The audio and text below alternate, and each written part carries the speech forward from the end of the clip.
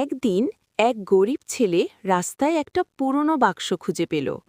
বাক্সটা খুলতেই ভিতর থেকে একটা অদ্ভুত পাখি বের হলো। পাখিটা বলল, আমাকে যত্ন করলে আমি প্রতিদিন তোমাকে একটি সোনার পালক দেব।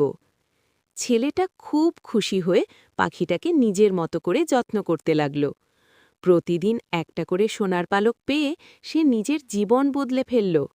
এমনকি গরিব মানুষদেরও সাহায্য করতে শুরু করল। কিন্তু পাশের এক লোভী লোক সব দেখে ফেলল।